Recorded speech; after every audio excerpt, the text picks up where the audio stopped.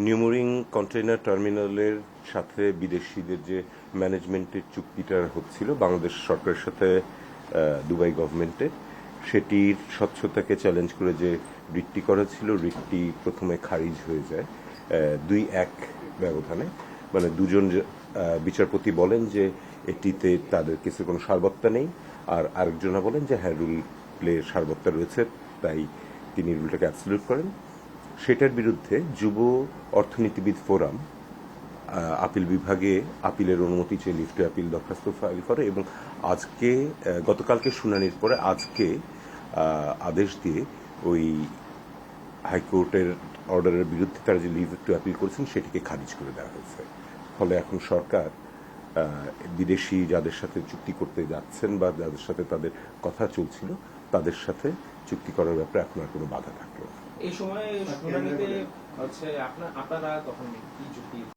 আচ্ছা, একটু ঘটনাটা ব্যাকগ্রাউন্ড থেকে বলি যে বাংলাদেশ সরকারের সাথে দুবাই গভর্নমেন্টের একটা G2G চুক্তি, যেটাকে আমরা বলি গভর্নমেন্ট টু গভর্নমেন্ট চুক্তি হয়, এবং সেটার সাথে আরও আইন থাকে, সেটা হচ্ছে যে প্রাইভেট পার্টনারশিপ অ্যাক্ট।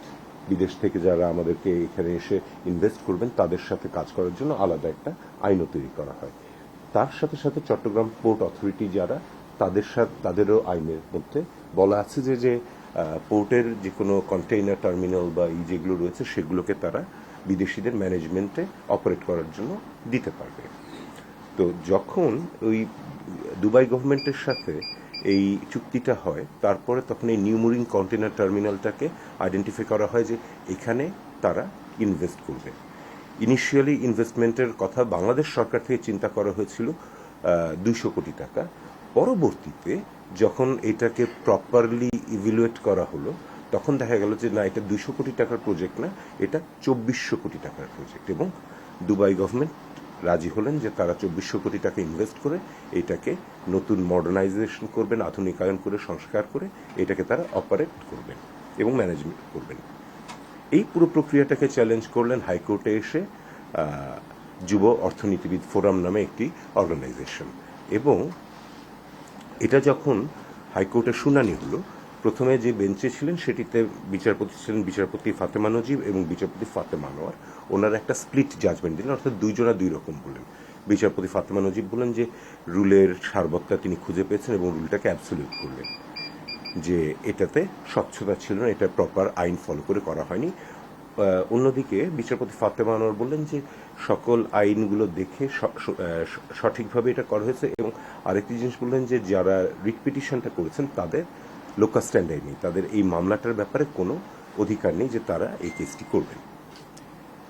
যেহেতু স্প্লিট জাজমেন্ট হলো, তৎকালীন মাননীয় প্রধান বিচারপতি এই কেসটাকে পাঠিয়ে দিলেন তৃতীয় জাজের কাছে, দ্যাট ইজ জাস্টিস জাফর আহমেদের কাছে।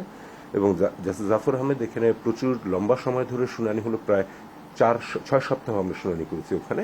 উনি বললেন যে অ্যাকচুয়ালি এই চুক্তির ব্যাপারে যা যা আইনগত দিকগুলো রয়েছিল, যা যা আইনগত প্রক্রিয়ার ইনগ্রিডিয়েন্টগুলো ছিল, প্রত্যেকটাই সরকার ফলো করেছে, এবং ফলে এই চুক্তি করতে কোনো বাধা নেই এবং এখানে কোনো অস্বচ্ছতা তিনি খুঁজে পাননি।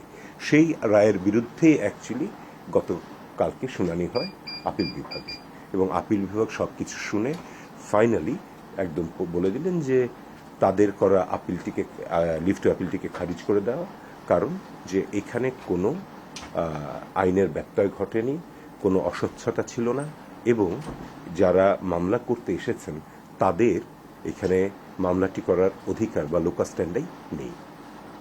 সো আজকে এই অর্ডারের পরে বাংলাদেশ সরকার দুবাই সরকারের সাথে যে চুক্তি করেছিল সেই চুক্তি অনুযায়ী যদি এখন এই চট্টগ্রামের নিউমুরিং কন্টেইনার টার্মিনালটিকে ম্যানেজমেন্ট এবং অপারেট করার জন্য বাইরে অন্য দেশের কাউকে দেওয়া হয়, তাহলে সেটা বৈধ।